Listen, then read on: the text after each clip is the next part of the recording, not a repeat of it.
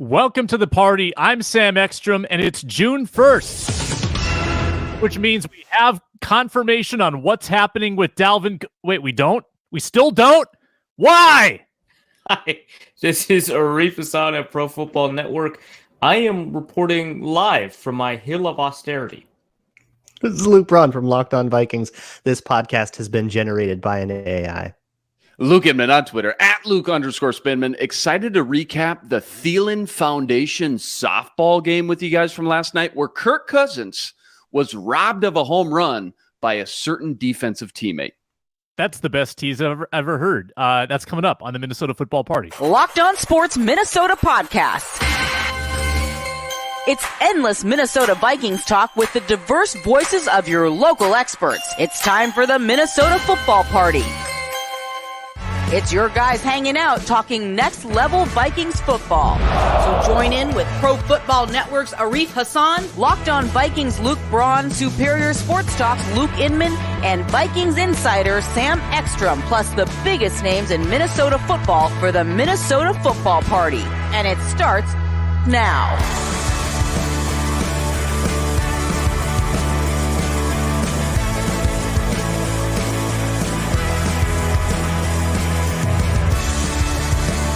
Welcome in. Happy Thursday. It's another edition of the Minnesota Football Party on Locked On Sports Minnesota. An hour of Vikings talk upcoming, including speculation on Justin Jefferson's contract. Is this the week? Is this the day? Is this the hour that Dalvin Cook's fate is decided? And yes, a little fun with ChatGPT coming up a little later in the show. Also, Ron Johnson makes his Thursday appearance. Luke Inman, Luke Braun, and Arif Hassan, some of the top Vikings analysts in the biz with you on this beautiful Thursday. This show is brought to you by FanDuel Sportsbook, the official sportsbook partner of Locked On. Make every moment more. Head to FanDuel.com/LockedOn to get started and find Locked On Sports Minnesota in so many different ways, folks, on YouTube for free. Get all of our videos there if you just subscribe, or free and available wherever you get your podcasts. Let's not bury this tease. Luke Inman, tell us about the softball game. I was listening to a little power trip this morning, and Corey Cove and Meat Sauce Paul Lambert were saying that they got the punter's name wrong the whole time that they were announcing it. Other than that, I know nothing. Okay, well, to be totally honest, I wasn't there, but the wife was there selling the Fangirl women's sporting gear over in the concessions. I was getting the play-by-play all night. But anyway, she comes home pretty late. She says, so originally, I didn't think Kirk Cousins was there. And he wasn't originally at the beginning. Well, I guess Kirk showed up a little late, almost just to pop in, say hi, show his face. He gets up there for one at-bat right at the end.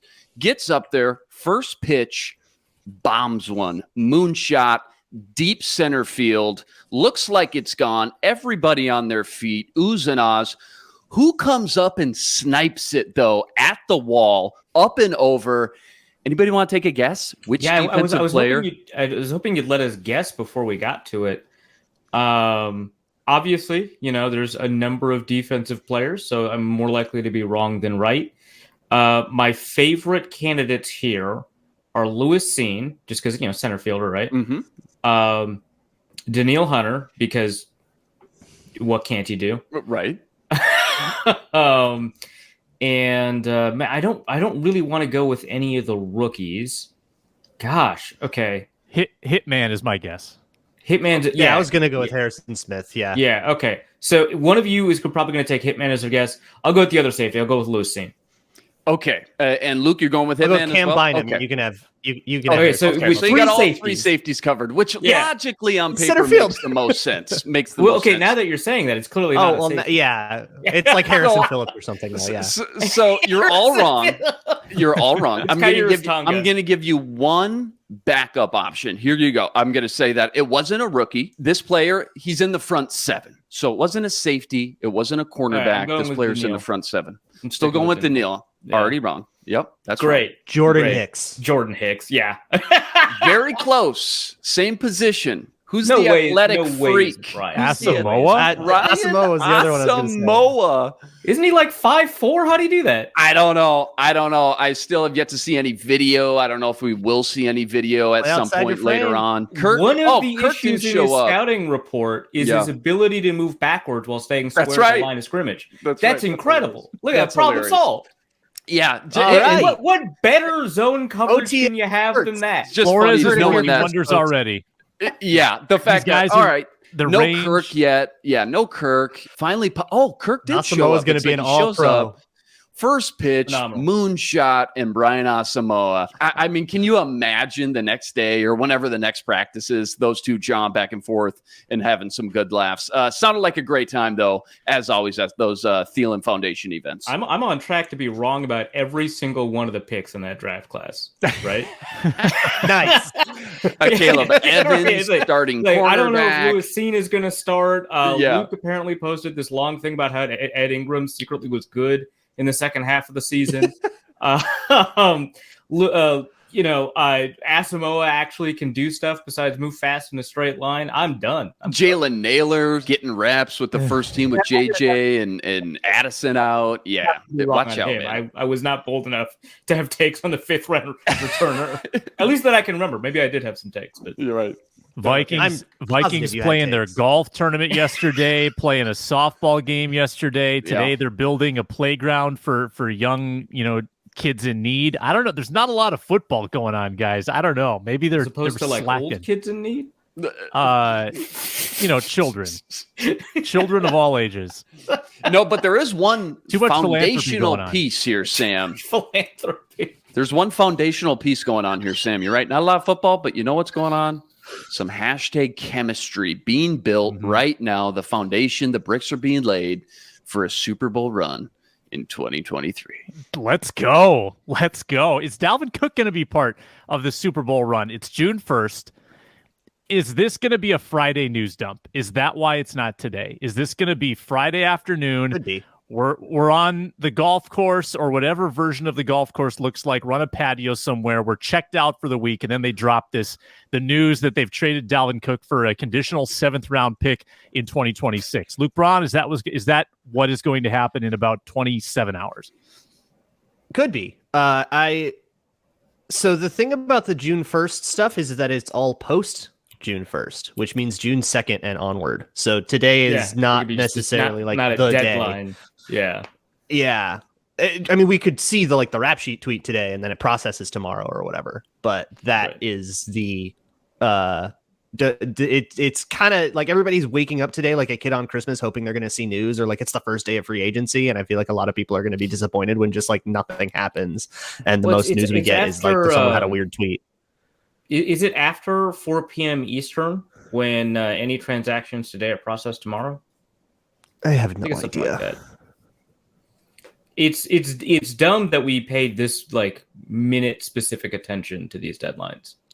Yeah, go golf. It's fine. You'll come back from the club and you'll see that someone got traded an hour and a half ago, and it's going to be okay. Will have been no different than if you had not gone golfing. Or you can sneak 18 in, I promise. Or play a better sport, even actually. It doesn't have to be golf. Yeah. Get a little pickleball going, maybe just throw the frisbee around with the dog pickleball, outside. Anything that's not contributing to climactic destruction. Any of those sports. Careful with the pickleball You get like court. 6 nice days a year in Minnesota. Don't spend them inside refreshing Twitter on June 2nd. Quick 10-second side story. Careful on that pickleball court. Just had a good friend tear his Achilles just last week playing pickleball. Getting a little too into it, a little too intense. Oh, yeah. So we should not bring up up Dalvin specifically and pickleball. Got it. Correct. That's where I was going. You knew where I was going with that. Cook, Thank you. You don't play pickleball. Dalvin Cook did not play pickleball if you are listening. That's right. Trade falls through. The significantly less pending physical. Trade confirmed. Pending physical. Let's not risk that. Let's assume for a moment the trade does come to fruition. Arif, guess the compensation. I mean, the fact that a trade hasn't occurred tells me that the compensation is quite low, and that the Vikings don't want to move on it. So I would say that they'd be pretty lucky to get a 4th round pick out of it.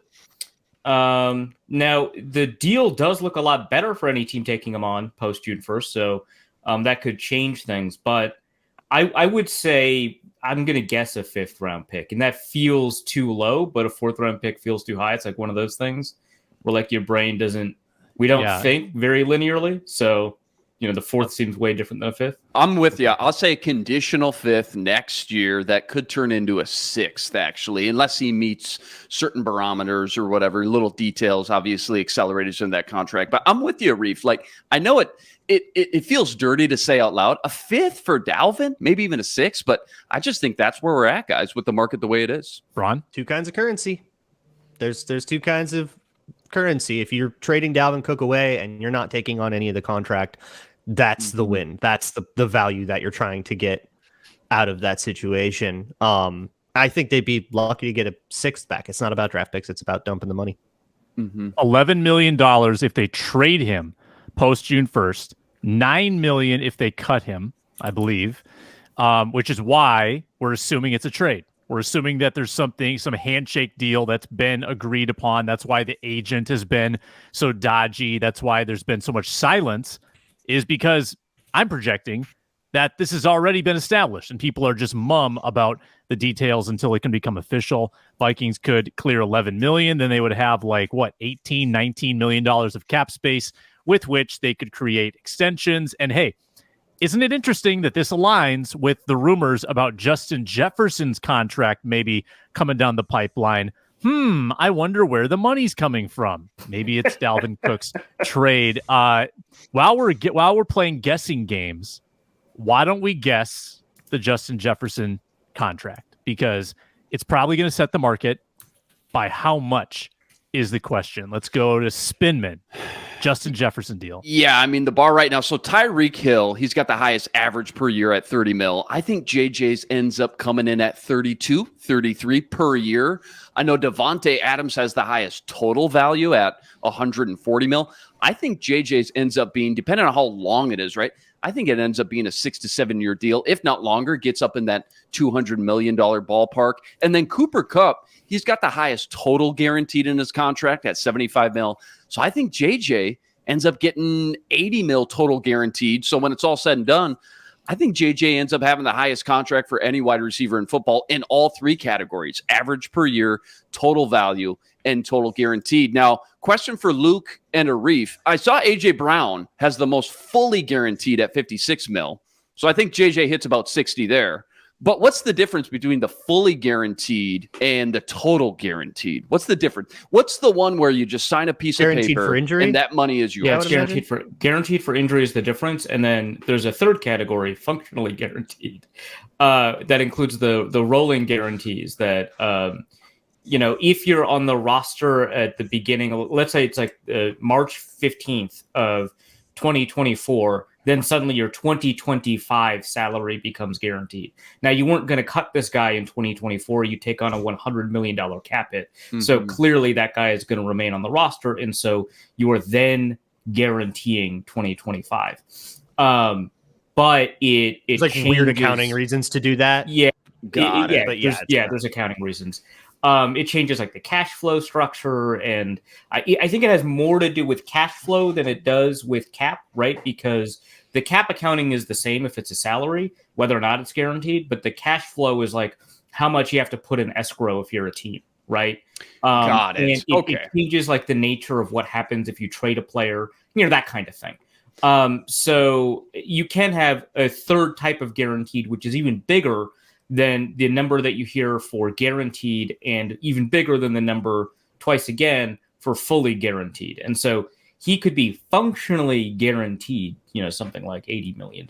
Pretty. Mm-hmm. Got it. Okay. Why did everybody love the Patrick Mahomes deal so much? Is it because they just extended it out so long? I know everybody saw the number, $450 million, but like a 10-year deal. Did they just backload that thing? A lot of people, after seeing the Lamar deal, the Jalen Hurts deal, Kyler Russell, all these guys, they looked at the Mahomes deal and said, man, the Chiefs played that right. Is there something specific that you can put your finger on that says this is what the Chiefs did, that they were really smart about this thing when it came to that Mahomes deal? And could the Vikings do something similar, I guess, with JJ? Yeah, I think it's that it's so long. It's a Okay, 10-year it's just long. deal, and the cap numbers in those last years are still 44 million, 44, 50, 52. That by 2030, a $50 million cap hit for your quarterback is going to be nothing. Right. Now, yeah, there's a lot of like right. structure stuff that could happen, and Right. that'll So probably be in 20, because they're it's going so to team friendly. Mhm. Yeah, so even if he stayed at that number, which he won't, Right. but even if he stayed at that number, in 2027 they're going to have to restructure because that's when all the signing bonuses run out, and so there's like a huge cap hit then, and so they're huge. I mean, 2027 a $62 million cap is actually probably fine, but it's probably fine. But they'll probably restructure. But the thing is, yeah, it's a 10-year deal. Yeah, the most of that money on the deal is imaginary. Neither side will see kind of that contract term worked out. But the thing is, it gives the Chiefs additional leverage in a negotiation because Mahomes' options are to hold out, in which case he gets fined a ton before hitting in camp, or playing on that contract and negotiating in good faith with the Chiefs. And so the Chiefs can always say, we don't like this, $70 million a year deal. We're going to keep going on this other deal that you have. It's also another case where it's a deal full of rolling guarantees, like I just mentioned, where he has a bunch of money kick in the year following, the beginning of the new league year. So again, right before the 2024 league year begins, his 2025 salary becomes guaranteed, that sort of thing. But yeah, it's a nice deal. It makes the agent look good because that total number looks amazing. It's a nice deal because the guarantees, like when not fully guaranteed, but like the guarantees, which include guaranteeing for injury, are really impressive looking. And it's a nice deal because you can move money around with it really easily. Like the signing bonus does not take up that much of the deal. And so you can convert it really easily. So it's really flexible for the Chiefs as well, because it allows them to say, hey, Justin Jefferson's on the trade market. We need to understand how we can incorporate this massive new contract that he just signed 2 years ago. Oh, we'll just convert, some of Patrick Mahomes' salary to signing bonus. And we've got the time to do that. We don't have to worry about void years because it's a 10-year contract, that sort of thing. So there's a lot to it that's really nice for the Chiefs. Conversely, I think this also means it's not a good deal for Patrick Mahomes. It feels like it. It kind of feels like it. I mean, 10 years, I immediately think, oh man, that thing's got to be super backloaded. And like you said, like neither side of this equation is going to even see that part of the contract. But 450 mil, 10 years, average per year, 45 mil, even towards the end. Like, that's just wild. And I mean, not a huge difference, but Lamar, who just signed that monster one, 52 per year, Jalen Hurts, 51, Rodgers, 50 and a half. The Chiefs got a great deal, I guess, at the end of the day. Over the cap, by the way, has the numbers that might help you kind of cognize the difference between fully guaranteed, functionally guaranteed, and guaranteed. Got it. Okay. So when he signed in 2020, $63 million of it was fully guaranteed. Remember, this is a $450 million contract. So 63 million of it was fully guaranteed. That seems low, but 141 million was guaranteed for injury. So it's more than twice the amount of guaranteed was of the fully guaranteed was guaranteed for injury.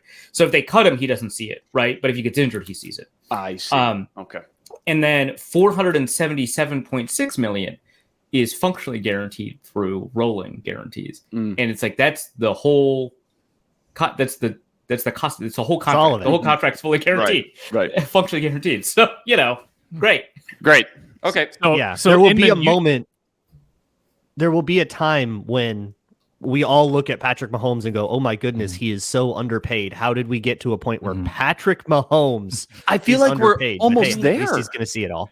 We're almost there. If it weren't for within the context of the salary cap, he's still probably underpaid. If you remove the context of the salary cap, he is grossly underpaid. But that is a difference. It's just crazy. Yeah, it's wild. So, long story short, okay, could the Vikings do something similar with Justin Jefferson? Is that an option? Do you think they would? Why haven't other teams with their quarterbacks copy and pasted this deal that Mahomes and the Chiefs made when it came to the Ravens and Lamar and the Eagles with Jalen Hurts and things like that? A lot of it has to do with cash flow. It's really difficult to copy this. That makes sense. And then also, the structure is unusual. You don't get so you get a lot of flexibility in terms of roster construction with him, you don't get as much flexibility if you ever want to trade. Well, obviously, they're never going to trade him, but like it's always nice to have options down the road. And then the third thing is, if I were an agent, I would never have my player agree to this deal ever, not once. Yeah. I'd want my player to hit free agency every 4 years if I had a player that good.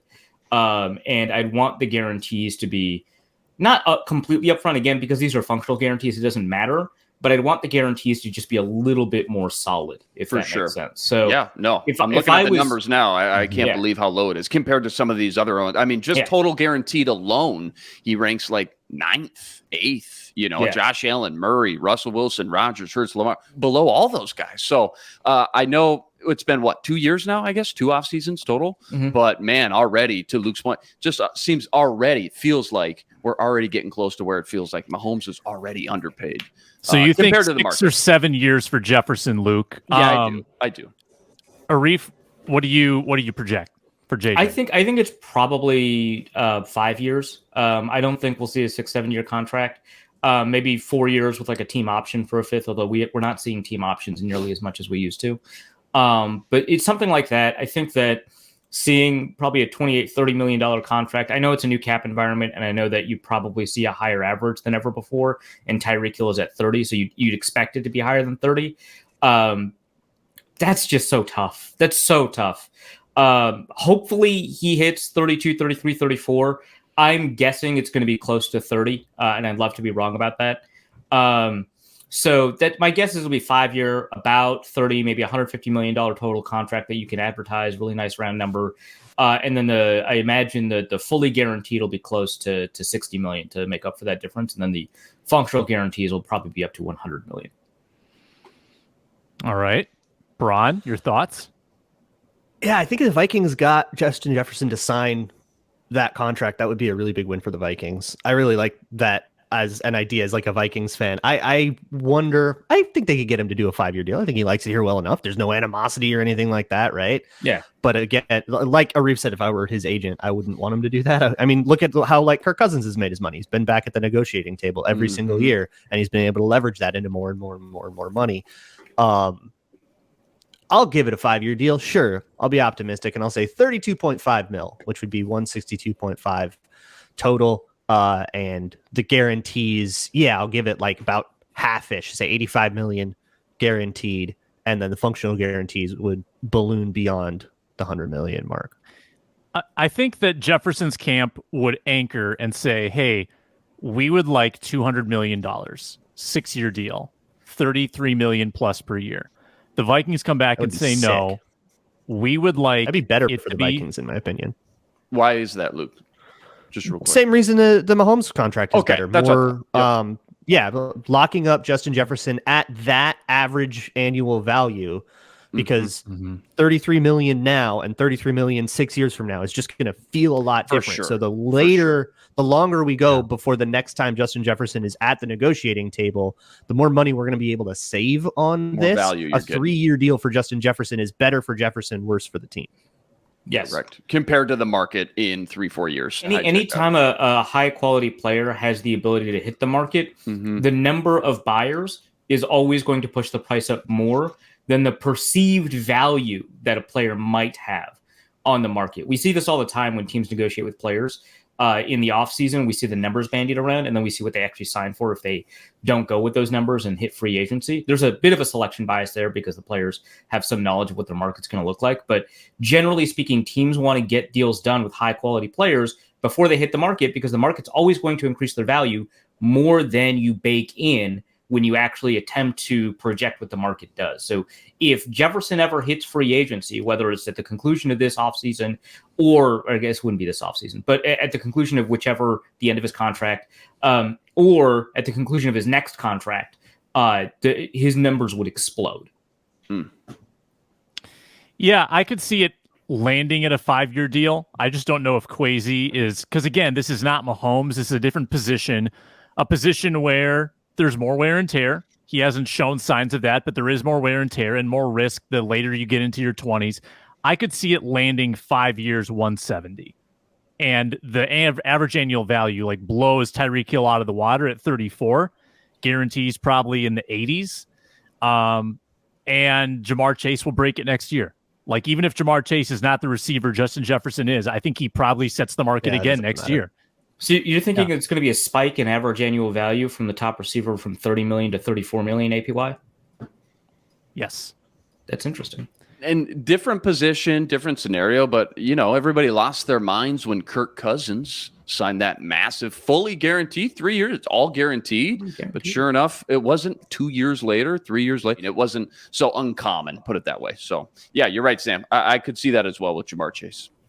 We've got Ron Johnson here. I think any moment I will tee up this. Our AI activity, and this is only to annoy Luke Braun. Luke Braun hates robots. He hates AI. He hates technology. Luke, why do you hate it so much? What do you have against ChatGPT?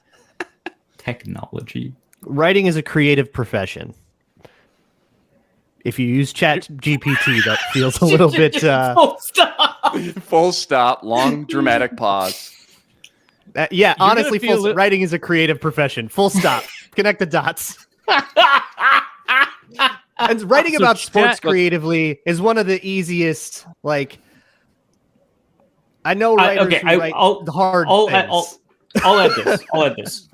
One of the things that has made sports writing more difficult to read over the past 20 years has been a move away from good writing and a move towards optimization. Optimization for clicks, read through, whatever, right? Optimization. God. And what optimizes more than firing writers and hiring an AI that costs way less and is trained on the data that we hate, right? It is trained on the most popular sports writing techniques, the ones that we hate, and that makes writing worse.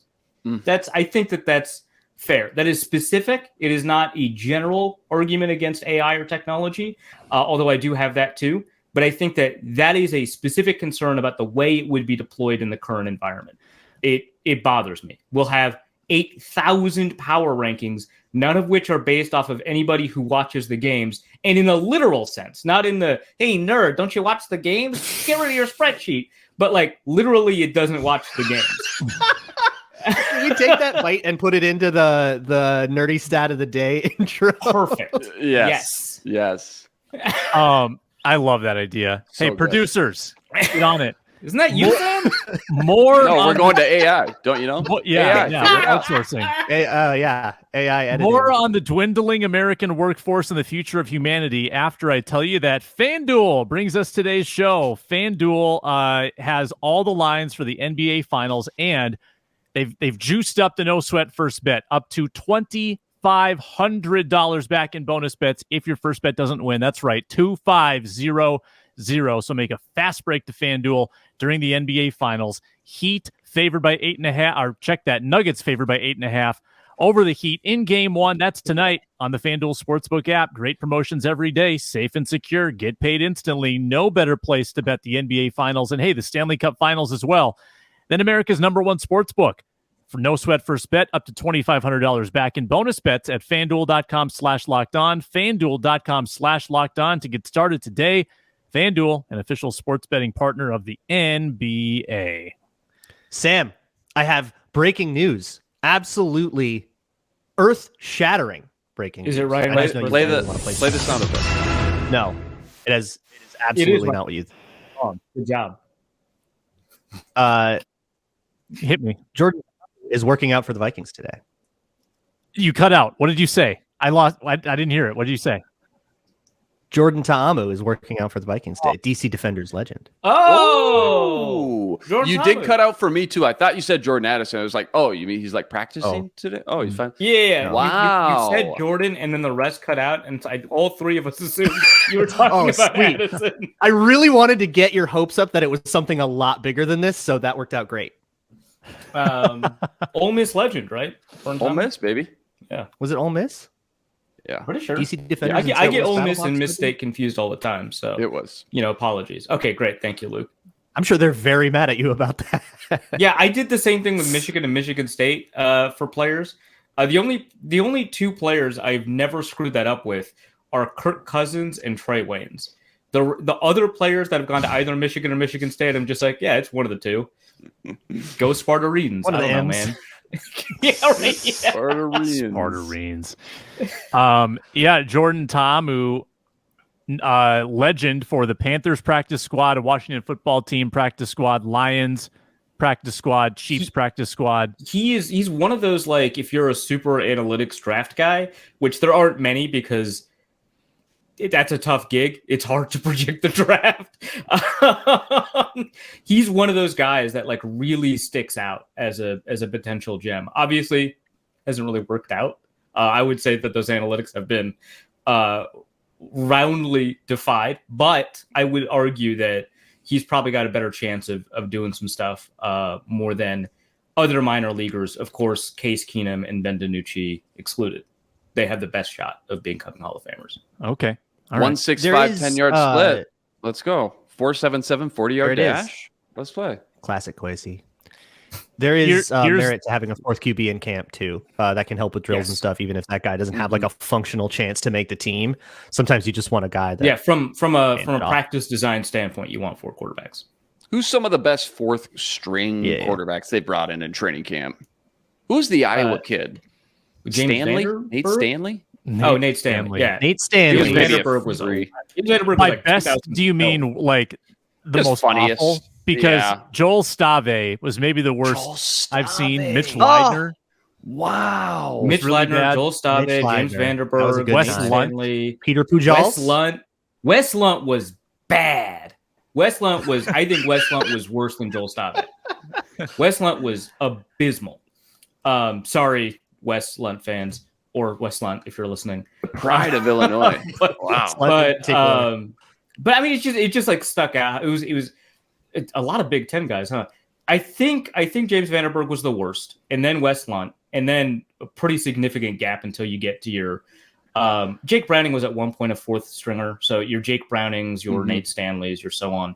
I think also Kyle Sloter was a fourth at one point. Probably the most entertaining, but the best one was probably Taylor Heineke, right? Yeah, for sure. I wouldn't say the Sloter was a fourth. They traded for him to like be a 3, and then he was on the roster in like 2 weeks after that. He was never a 4. Was Case Cookus a 4 at any point, or did he go directly from a 3? Like a 7. And then when people came back, well, he was a 3 because 1, 2, and 3 were unavailable, right? For reasons. So if we're saying where in the rep chart was he taking reps? Yeah, that's what I'm. He was a 3. He was never a 4. He was only a 3. Never a 4. He was never a 2. He was only a 3, and then went directly to 7 and cut. Yeah, he got beat out by Danny Etling, I think. Yes, classic. He's like, what a name! Jake Browning, like a day, and then Danny Etling went. Yeah. John David Booty. They all like kind of rolled back in. He was a 3, right? Tyler Thigpen. John David Booty was definitely a 3. I don't think he was ever a 4. McLeod. Oh, yeah, that's a good one. That's a good one. That's a good 4 because he was a 4. He's playing in the USFL, isn't he? No way. He's got to be like 40 now. MBT. His arm might be almost as strong as Josh Allen's is now. That dude had a rocket. Let's play the AI game. John McLeod, Balthasar Bethel Thompson. Let's go. Yup. Born July 3rd, 1988. Oh, so he's as old as me. That's old as hell. 34. I've asked ChatGPT 5 questions about the Vikings history. I want you guys to guess its responses. Starting with, we need some music for this one. Do we? What do you think? Well, we need to keep people awake somehow. This is called Dance Pop. This is called Into Space. Yeah. Casual. Okay. Kind of a quiz show vibe. Top 3 receivers in Vikings history, according to ChatGPT. Luke Inman, what do you think? I missed it. The music is just putting me in a trance. What'd you say? Top Does that 3 happen Vikings to AI? receivers. Does AI get entranced by music? Oh, top 3 Vikings receivers. I think it's gonna say. Randy Moss, Chris Carter, and Justin Jefferson. Doesn't make sense. Just go with it. Okay. Yeah, so I mean, ChatGPT doesn't make sense. It frequently comes up with wrong answers and incorrect data. Paul Gallo actually asked it to produce a This Day in History for Houston sports, and it produced 5 events, none of which occurred. So good track record. Yeah. Good. So ChatGPT's top 3 receivers in Vikings history. Ron Johnson's here, so we're gonna have to do this really quickly. I'm gonna say it knows Randy Moss and Chris Carter. It's gonna include those 2, and then it's gonna do something weird, like say Adam Thielen. Okay, like it. Ron, I'll go with Carter and Moss, and then it's going to be like Thielen or Diggs because there aren't enough years of SEO data to like train the AI to know about Justin Jefferson yet. Yeah, So it stopped in I'll September take 2021. Diggs. The ChatGPT database stops in September 2021. Definitely not Jefferson then. I kept the knowledge in my back pocket. Randy Moss, Chris Thanks, Carter. Appreciate it. Stephon Diggs. Yeah. you guys are absolutely on the right track. It's Moss, Carter, and then Ahmad Rashad. It's perfect. Oh, That's your Perfect. Fantastic. I'm not even mad. I'm not even mad. How could you be? Yeah. Okay. There's Ron Johnson. He's fresh off the Vikings golf tournament on Wednesday. Ron, how'd the scramble go? It went good. We were 13 under. I have no idea what happened as far as scores. I had to go. My daughter had a softball game, of course, like always. Got another game tonight. But it went good. I got a chance to talk to Michael Floyd, John Randall. Sullivan was there as well. It was a funny story about Sullivan. For 5 minutes, I was having a conversation with John Sullivan, thinking that he and I had talked during football season. Come to find out, when I went in my DMs, it was John Jansen. So totally blew that one. And I was wondering why Sullivan kept giving me a weird look. I don't think you're talking to the same person. And then I went to my DMs. I did find him later before I left. I was like, dude, my bad. I was like, you know what? I was like, that was John Jansen that sent me the DMs. So, because Sullivan was like, yeah, man, I'm in Seattle. I don't do much. I don't do anything for the Vikings as far as TV goes. And, I don't work on the radio. And I'm like, dude, you have a radio show. Nope. John Jansen. Totally John Jansen. So figured that out. So that was a very embarrassing moment. But no, it was fun. John Randall, Randall McDaniel. John Randall was giving me crap because I have a nerve thing in my back. So he was writing down, talking about that's my 1,044th excuse now that I'm going to make today of why I'm not going to win. But no, we had a lot of fun. Nobody died. But there was a bird that was killed. I don't know at what point during the tournament it was killed, but by the time we got to it, the carcass was being picked over by crow, or I don't know, vultures or whatever. But it was gross. So I don't know if somebody it got hit by a ball or some other. Yeah, we don't really know if it was a duck murdered a bird, a turkey, or we don't know because there were some geese out there, claiming territory. They were chasing golf carts. Territory, that is theirs. Yeah, so I don't know if that was a gang murder of geese versus a bird or something. I have no idea. Territory, no clue. But no, it was fun to see all the legends out there. There's some Vikings entertainment videos coming up of me breaking down Bernard Berrien's swing. Because Bernard Berrien and I were in 10A, 10B, so we kind of stayed together for most of the day and made a lot of jokes. And he was on our show, of course, last week. But no, it was very funny. But the Vikings had a camera crew and a drone follow us for a couple holes. And I did some Bernard Berrien golf commentary. The word undulation was used, so I went to my bag of words. You're a regular Jim Nance right there, Ron. I love it. The undulation of the hole. Bernard. It's not playing to Bernard's eye. The contours of the green at the Meadows at Mystic. It was very good. I did get a video though. The Vikings drone caught me changing shoes. I don't know why they sent it to me, but they were like, dude, what are you doing? I was changing my shoes. I didn't realize the camera thing was. I'm glad I wasn't changing pants. I didn't know the camera thing was going the entire golf tournament, randomly just videotaping stuff. But yeah, they caught me bending over, changing my shoes, and somebody sent me the video, thinking it was funny. I'm like, well, at least I didn't take my pants off because I had on pants, and then it got really hot, and I thought about it because I had bought a pair of. Unreal gave me, which I'm wearing the Unreal shirt, and I'm wearing the pants and the shorts now. They gave me some shorts, and so I was going to change to the shorts, but I didn't do it, which I'm glad I didn't, because then they would have had a video of me in my underwear on the golf course, and that probably would have ended up viral. Would have been viral, baby. Yeah.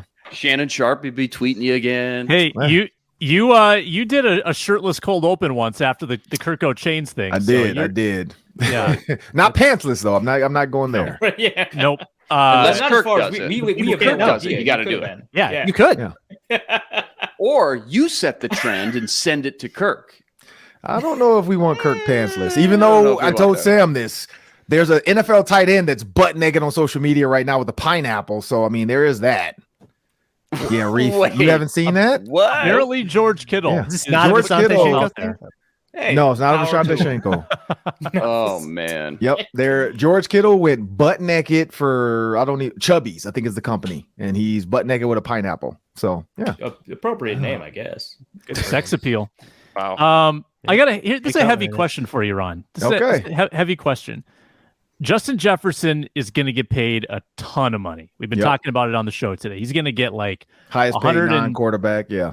At least $160 million, we think. Yep. How do you not let that change you? Like, how do you stay hungry? How do you stay focused when you sign that kind of contract as a 23-year-old? No, you don't. It changes you. Money changes you. I don't care what you say. Like, you give me 160, I'm different. Like, I don't care what people say. I'm different. Got that dog. Yes, I might not even open my own door up anymore sometimes. Like, I got 160 million. Like, I'm going to be humble. I'm going to be nice. I'm going to be courteous. I'm going to still be a good guy. I'm going to take my girls on dates, blah, blah. Like, I'm going to be, but like other little stuff. Oh, man, come on now. Like, man, my PlayStation doesn't work. Man, go buy me a new PlayStation. I'm not like, I'm different. Like, I don't, you got 160 guaranteed. Like, it's impossible to, and there's the thing. Changing is not a bad thing. It's just, how do you change? Right. I think that's like, where you're going to go next. Yeah. Yeah. Like, as long as he doesn't become like, and nothing against guys. I'm not going to use names because I don't want to be that guy, but nothing against some of these guys that make dumb mistakes, like, DUIs and partying too much and, getting caught with drugs in the car on the dashboard. That was a Carolina. I think that was a Jaguars receiver that played quarterback at Arkansas. But Mac Jones. And said it was a baby powder, because there was a movie, and we know Sam hasn't seen that movie. There was a pimp called Baby Powder. He would put baby powder in his hand, and he would slap his women. And that was Mike Epps in How High. It was baby powder. He'd be like, "Man, give me this baby powder." His little flunky would put baby powder in his hand, and he slapped the person. He would slap Redman and Method Man because he was a fingerprint. Yeah, it was a pimp named Baby Powder. But that's what Matt Jones tried to say, that he was baby powder. But anyway, as long as you don't make those mistakes, changing is okay. Like, I saw, I don't know where I saw it, but I saw a billionaire kind of post. He said a lot of people say that money won't change you, and they're a lie. The people that say that are the people fighting their demons. And I feel like money is another one of those hot water tests. You don't know what kind of tea. Speaking of tea, I have a nice peach green tea here. You don't know what kind of tea you are until you're put in hot water. Like, you can look at every tea bag without smelling it, and you don't know what kind of tea. You don't know if it's black tea, English tea, orange, peach tea, whatever. You put that thing in hot water, it's going to tell you what it's made of. That's the same thing with money. Like, we don't really know what Justin Jefferson is. My guess is, honestly, he's going to be the same cool, calm, and collected guy. Him and Jamar Chase and those guys, they've been stars at LSU before. They've been in the spotlight before, so it's a little bit different. He's nationally known as the gritty king, even though Jamar Chase does it as well, and they both did it at LSU. Justin Jefferson made it famous. But we will see. We'll see what kind of tea he's made of. But honestly, I think he's a good kid. I saw him at the Timberwolves game. He doesn't seem like a guy that's going to change much, but it's going to change you. Like, I should have bought him in here for the show. I got a pair of sunglasses the Vikings gave me, and I might do it before the next question, just pull them out. But the Vikings gave me a pair of sunglasses for the tournament from Oakley. Like, if I'm Justin Jefferson, I'm having these sunglasses, and it's diamonds across. Like, you change. Like, you just do, but it's not bad. That's the thing. Just don't be a jerk. Don't be an idiot. But you're going to change. Like, it's inevitable. All right, Ron, same kind of realm here. You got any cool or funny first paycheck stories? Like, you buy mom a car or something crazy like that? Or what was that moment like first time you got that first big check? Anything special you remember about it? Was it an actual physical check, too, you got to hold back then? Or what was it like? Yeah, so, back in the early 2000s, as my daughter calls it, the 1900s, it makes it sound so old. You were born in the 1900s. I'm like, bro, it was 1980. Chill out. That's hilarious, by the way. It wasn't 1902. These Zoomers, man. Like, man, like, the funniest thing too is my daughter in the first grade, the younger one. She asked because she was doing they were doing like a book. She was reading a book about, I think it was Harriet Tubman. Literally asked my wife, like, did you know her? Like, whoa. I was like, wow, like we are not that old. Like, but speaking of first checks, these were a gift. Hey. These were a gift from Oakley. Shout out to Oakley. Appreciate the Minnesota Vikings as well. You can see the gold of the Vikings colors. Yeah. Myself, Dontarius. I don't know if you guys remember Dontarius Thomas. Oh yeah. He was gonna be on the Ron Johnson show. He and I traded numbers and we talked and we connected over the glasses because he was trying them on, I was trying them on. I'm like, man, these things are too gaudy. I'm like, give me the regular ones. And then I was like, screw it. Let me get those. Like, they're free. I'm gonna go wild. But like Luke, like when you get that first paycheck, mine was and I'm not gonna say small because I don't want to be disrespectful to what people make. In my opinion, it felt small. I think I signed for like 300 and something. Like it was like 300 and I can't remember what it was, but it was like $300,000 was my signing bonus. And then I also had like my guaranteed $300,000 for the season as or 225 maybe like. So like I had like my first year was like, like a $700,000 deal. You literally, it's a check. Like back in the day, like, because we weren't set up on the teams, like automated pay. I didn't trust, I'm not gonna lie, for a full season, I didn't trust auto pay because I was like, how do I know they're actually gonna give me my money? Like, this is my first, I'm 21. So every Tuesday, I would go over there and pick up a check. Like I wanted to physically see it. So, and then of course, because you don't go to the bank every Tuesday, I would show up to the bank on like a random like Wednesday after practice with like 4 or 5 checks. And they're like, sir, we can't just deposit $100,000 right now into your checking account. Like, you got to give us like a money market account. So I learned early about the banking side of it. By my 3rd year, I started doing direct deposit. I was fine with it then. But we just didn't know. And a lot of players made that same, a lot of younger, especially African-American, because we don't grow up hearing this and seeing this stuff in the banking world, was questionable about like, hey, how do I not get my money? 401k, right. They matched us 2-to-1. 49% of the players I think on our team participated in the 401k because they were like, wait, I'm going to give you 12. They match 2-to-1? 2-to-1. You give them $12,000. You give them $12,500. They gave you $20,000 every year. $20,000 in your account every year. You give them 12.5, they give you 20, and they would match it for 1-to-1 match. What? Geez, right? Is that still going on? Do you know? Match? Oh yeah. I can understand why people don't take advantage of it. They did. They 1 year, the year Howard Mudd. So when I coached for the Colts, Tom Moore and Howard Mudd fake retired. It wasn't a secret. They became executive offensive assistants. That's when that role was created because they were so old and they had banked so much 401k. The NFL was like, look, you got to retire. Y'all got too much money. And they said, if you don't retire by this date, we're going to take like 25% of your 401k and put it back into something. I don't know. And so those dudes fake retired so that they can start pulling their 401k out without penalty because they were, in their 70s and 80s. Yeah. And so they could pull it out with no penalty. But they had to start withdrawing it. And then they became executive offensive assistants, which then is technically not offensive coordinator and offensive line coach. So Tom Moore and Howard Mudd were definitely in the facility because my office was right down the hall, and they would show up late though. They wouldn't come to our meetings and come to our practice. They would show up at like 9 p.m. and watch film and act like they weren't going to be on the staff that year. But yeah, so that's in that year they matched 3-to-1. So players and coaches could buy in at 12.5 and get 30 grand. That's wild, man. That's but you still you had low participation. So speaking of the check, yes, Luke, it was an actual check. Sat down, you had to physically actually sign it. Like even if you say, yeah, man, you had to fly in to physically sign the check just to get your check, and then you could go back home. So it was a lot of stuff around that too, because they wanted I think they wanted to make sure your exit injured, your physical, you weren't. You had broken your leg or something, or torn your ACL, and you're trying to get the signing bonus because they wanted to make sure when they signed you, you passed your physical and you were going to be there for training camp and ready to go. And so, yeah, it was a physical check. And then we all kind of one by one, they signed like the 6th and 7th round picks first. Then they came down to us 4th and 5th round picks. They got the 3rd and 2nd round picks. Ed Reed was our 1st round pick. He held out, which is why he got taped to the goalpost. But he held out, and then he eventually signed after they untaped him from the goalpost and took the shaving cream off of his head and face. And then he was the last one to sign to our group. But yeah, he held out for like a week, I think. So the vets were like, all right, you think you're going, okay, wait till you get here. And as soon as he got there, they taped him to the goalpost and told us, if y'all cut him down, y'all getting taped up next, which that's why Javen Hunter got taped to a doorway. Which he told that story on the Ron Johnson show. because he fought it too. Like you don't fight them. Don't fight the vets. Just let them do what they want to do. If they want to throw you in the cold tub, do it. They take me up, threw me in the cold tub. I didn't fight it. Why? Because then they stopped messing with me. Javen, they took this dude's car and put it for sale for $10,000. It was a brand new Cadillac Escalade with 24-inch rims and TVs, and they put it on sale for $10,000. You talking about 100 calls? He got 100 calls that day because everybody's like, 10 grand for this? Let me get this. And so, yeah. So, but yeah, that was my check story. We all had to go in and physically sign it to walk out with the check. And then I had to find a bank that would actually take it from me.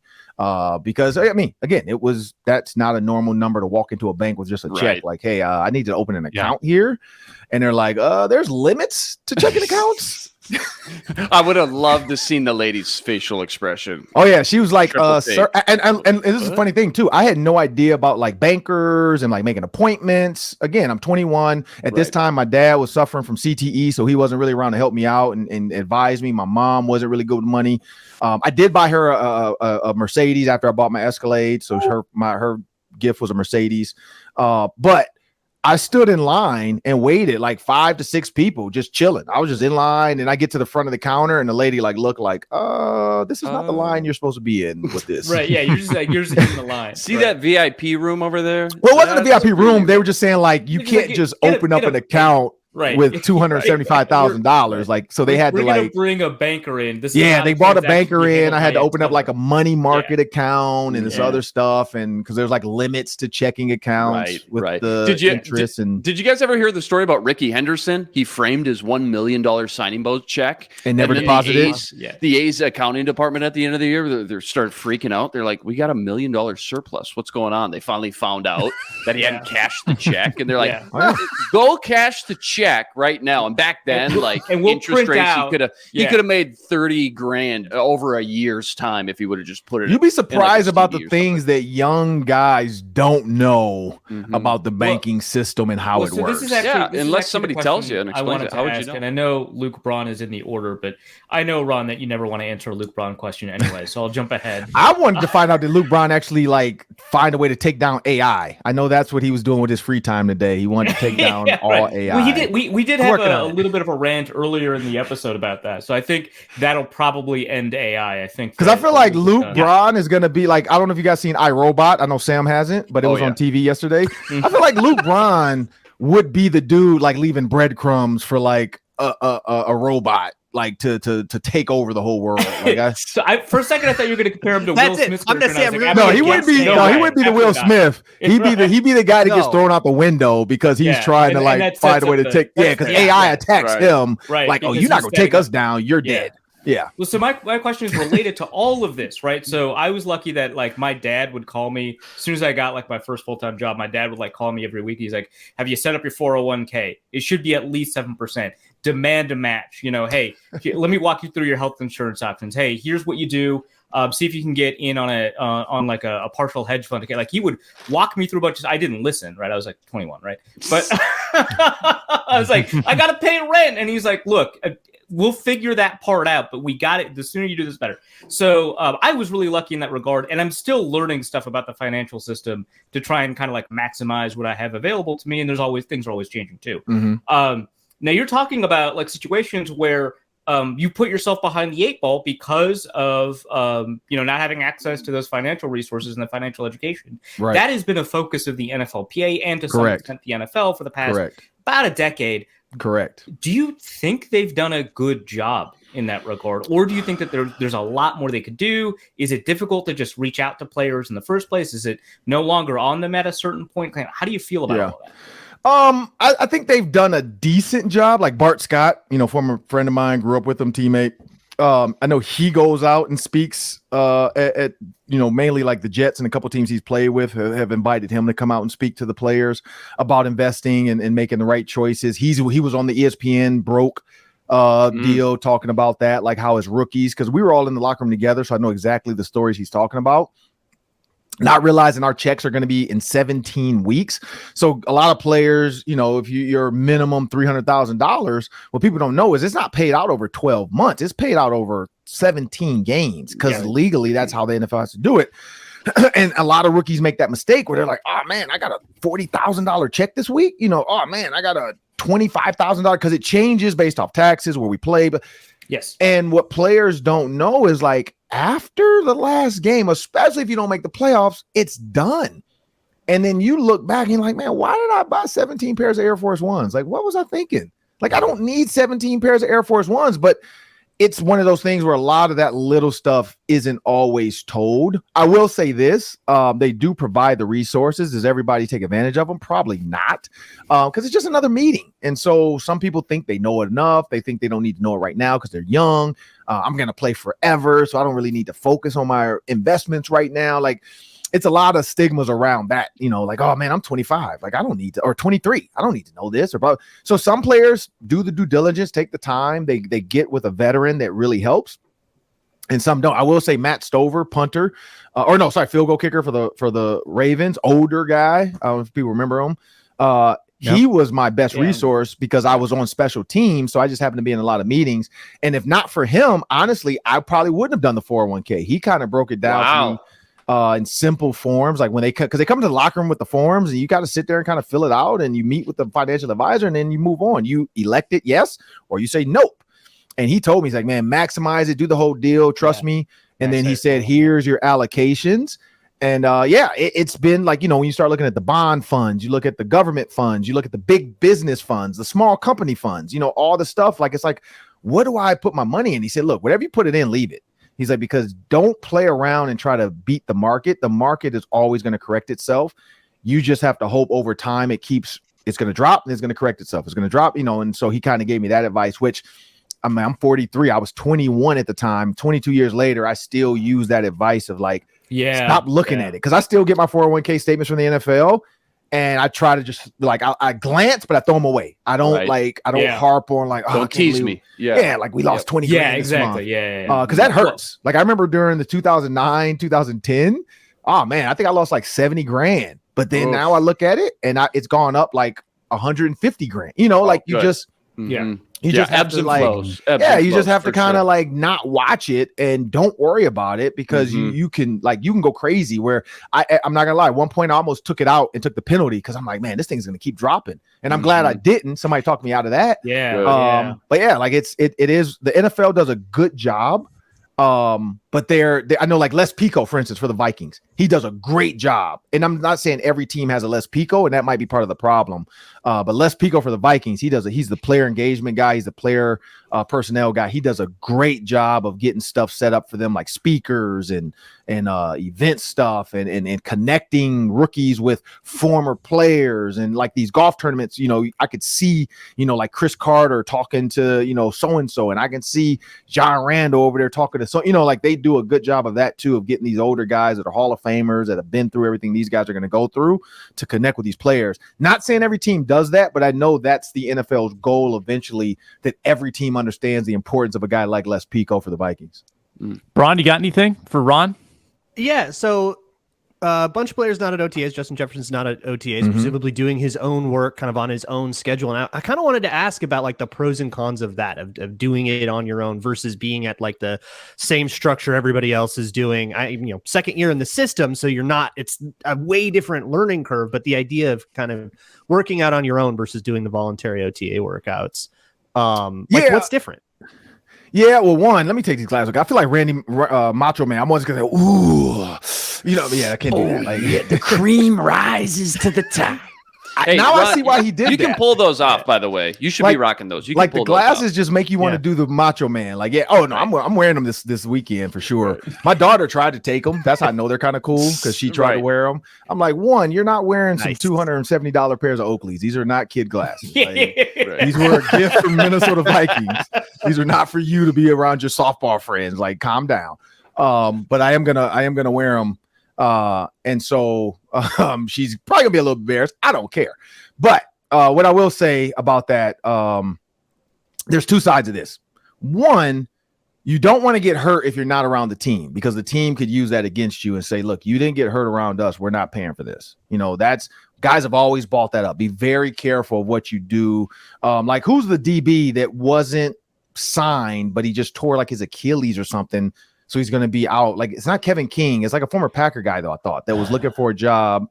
But he tore. I thought it was Kevin King. Is it Kevin King? Maybe it is Kevin King. I think it was Kevin King. Yeah. He tore his Achilles, like working out. And so now, and he hadn't signed yet. So now, one, he's working out to try to get on a team, gets hurt working out trying to get on a team, doesn't have a team. So now he's like without pay. Like he can't get workers comp and all that too. He can't get insurance because he doesn't have a team. And so that's part of it. It's like, well, if you know you technically were going to get picked up, what can a lawyer do to help you get the NFL at least? Not a team, but the NFL to maybe cover your expenses, you know, for getting hurt. Because the NFL doesn't cover stuff that doesn't happen on their field. You know, like as an owner, like as the Packers going to be like, look, dude, you weren't even signed with us. Why would we take care of you? You know, like, and so that's the tough thing about this business. So that's one. I hope Justin Jefferson knows that. He's on the contract though too, so they are still liable for some of this stuff. Yeah, but stay healthy. That's one. Because then they can say, look, we're not paying you all that 160. Like you're hurt. But yeah, two, just super quick before you get into number two, that's exactly why Trey Waynes, when he signed with the Bengals, this is during COVID, and the Bengals wanted to bring everyone into the building to sign, and they couldn't yet. And so they had agreed to terms with a number of players, including Trey Waynes. Waynes did not do any off-season workouts because his agent told him, don't do that until your name is on that piece of paper. Right. And it turns out he signs and then he immediately gets injured and then he's protected. Right.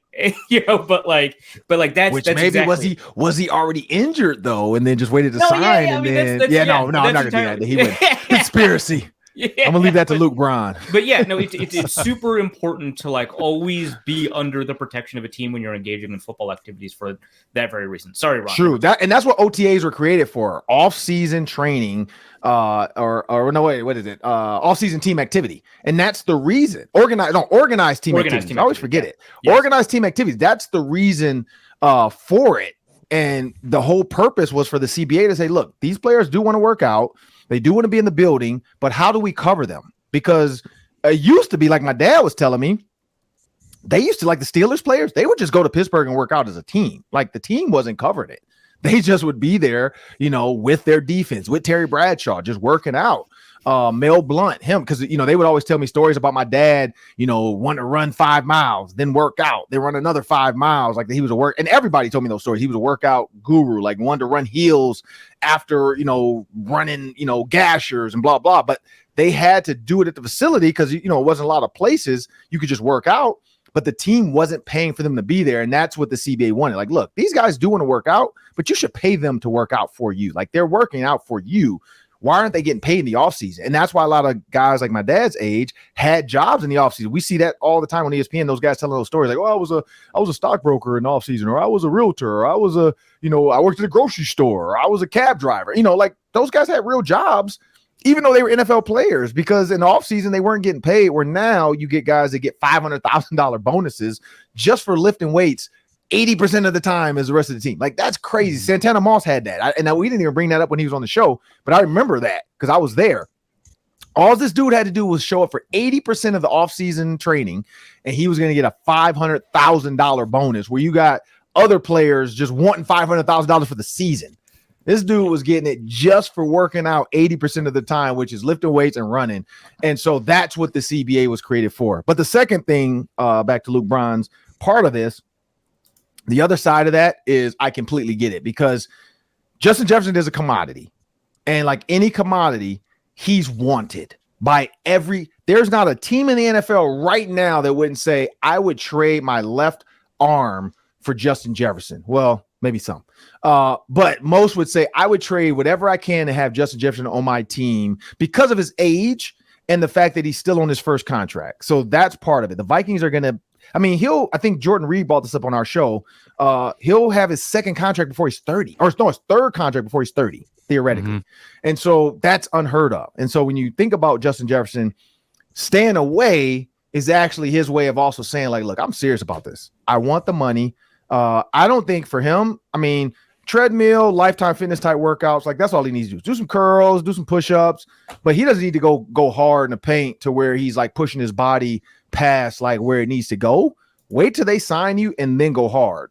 But because if he comes back now with a torn anything, they're going to give him they're going to lowball him. And the owners are all going to stick together in that and say, look, we're not going to go negotiate for you. You need to negotiate with the Vikings. And that's because that's what a lot of players do. They try to get offer sheets from other teams. It's like Lamar Jackson. That's what other teams, that's what people thought it was like a blackballing Lamar. It was more of other teams. Like, why am I going to help the Ravens? If I give you an offer, the Ravens are just going to match it. So why would I help them? I want them to figure it out with you. And that's what ended up happening with Lamar Jackson.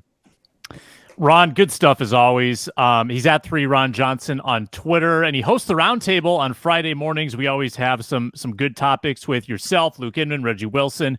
Can't wait for that in the morning. Thanks for sharing all the intel today, and we'll talk to you tomorrow, all right? Appreciate you guys. Have a good one. He's the host of the Ron Johnson Show here at Locked On Sports Minnesota. Why don't we table, for Luke Braun's chagrin, let's table the rest of the AI game until next show. And we can just let conclude. Or not. Or we could do a little bit of this. It's time to tell you who spilled their proverbial drink on the sofa. Get ready for this week's party foul. Foul's the biggest faux pas of the week. We go around the circle. Let's start with Luke Inman. I don't know. Maybe it's just because I'm going to the game tonight. My mind's been on the Minnesota Twins, so I apologize if maybe I'm a little out of my element here. But, guys, I don't know if you've followed this team. It's either win by 12 runs or lose by 1 every night. It feels like they're one of the worst teams in baseball in one-run games, yet their point differential is plus 46. That's 6th best in MLB. So figure it out, Minnesota Twins. Just win 1 tonight because I'm in attendance, will you? With Fangirl, right? That's all I got. Fangirl.com. That's right. Fangirl.com. Plug. Arif? Mine's going to a throwback to the intro. It's Aaron Rodgers. Did I wouldn't say necessarily tell-all interview, more like a spill the tea interview with Matt Schneidman about his time ending with the Packers, full of I'm not even going to say interesting stories, full of stories about how he feels about the Packers. And I think he thinks he comes out of this looking really good. I think Aaron Rodgers comes away from this interview thinking the things that he said are going to make him look like the better person out of this entire mess with the Packers. And that did not happen. Absolutely not.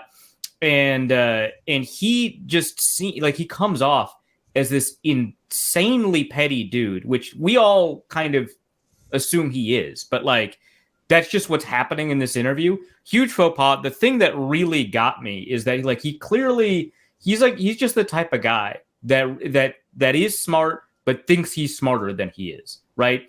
Just one of those really obnoxious kind of dudes, like Luke Braun, where they think that because they're a little bit smart, that they're actually really smart. And so he just keeps on throwing phrases in there that don't make any sense. And so I'm just going to quote it before we go to Luke Braun's party foul.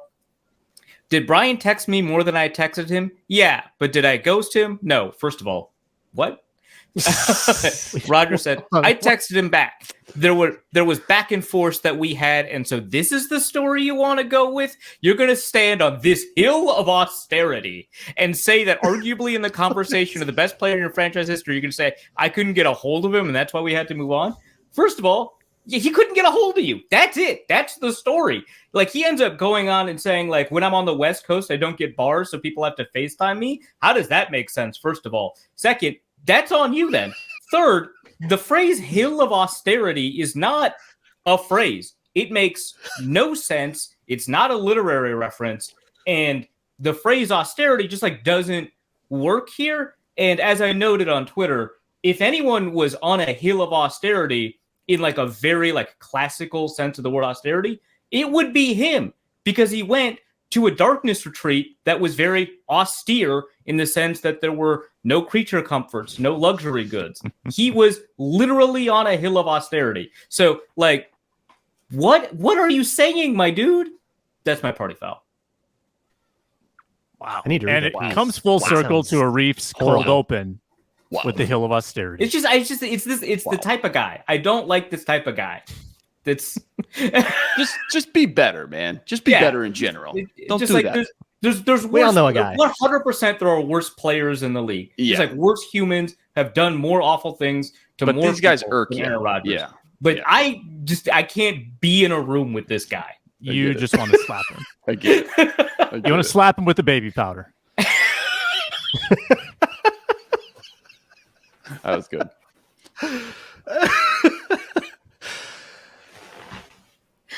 I'm going to give my party foul to anybody, any sports aggregator Twitter account or sports writer who decided to say I had ChatGPT rank something and decided to turn that in as their article. Do better. Try some. Now, if the piece was, and this reveals the limitations of ChatGPT, but it never is. It's never that. It never is. No, because that would require research and thoughts and something that differentiates you from the next person. You know, just wait until Google rolls out Bard for public use. I mean, it's going to get way worse. Pretty bad. Bard is so bad as in so much smarter than ChatGPT. No, it's not good at the thing it's supposed to do. Well, it still makes stuff up. Yes, but it's not like limited to it's still September 2021. Lies. No, yeah. No, it's nice that it is like connected to the internet and can provide a little bit more up-to-date information, but it's worse at doing the things that ChatGPT does well, and it's not very good at the things that ChatGPT does not do well. I hate to say speak like this. A man who's used Bard. Yeah, of course I have. Okay.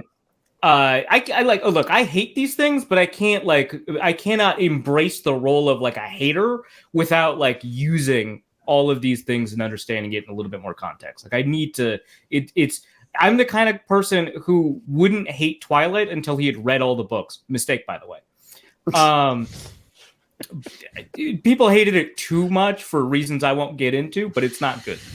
Let's go on a Twilight tangent. But Bing, yeah, right. But Bing is actually, their AI is really good. They're all bad. Relatively speaking, Bing's might be the best, which is weird. I'm not comfortable saying that Bing is the best. Interesting. Okay. Yeah. Don't call it a comeback. My party foul. Okay. Yeah, done. Any of the mouthpieces that have reported that there's a chance Dalvin Cook might be back, I think you're just carrying the water for whoever wants to kind of smooth things over or stall or filibuster until this trade or release goes through. Federal activity. I'm not psyops. I'm not interested in it. I'm not interested in buying that this is suddenly it'd be too awkward. It would be like watching what's the show on Netflix? I Think You Can Leave. I think you should leave. Yeah. I think you should leave. It'd be more awkward than that show if Dalvin Cook came back to the Vikings. It's not going to happen. It's not happening. Also, that show is really hard to watch sometimes. Also, it's hilarious. Yeah, I think it's hilarious. Yeah. It's really difficult for me to do awkward humor with like live participants that are not aware of the joke. That's just me personally. That's like, so I can't watch much Nathan Fielder, but he is a comic genius. It's like something he is hilarious, right? So animated. It's just tough for me. Yeah. That's the Minnesota Football Party today. Thanks to Ron Johnson for joining. Thanks to Luke Inman, Luke Braun, and Arif Hassan. I'm Sam Ekstrom. Comment below, subscribe on YouTube, and find us free and available wherever you get your podcast. Thanks to the everydayers for tuning in to the Minnesota Football Party throughout the week. Roundtable tomorrow, and we'll be back on the Minnesota Football Party on Monday. Until then, so long.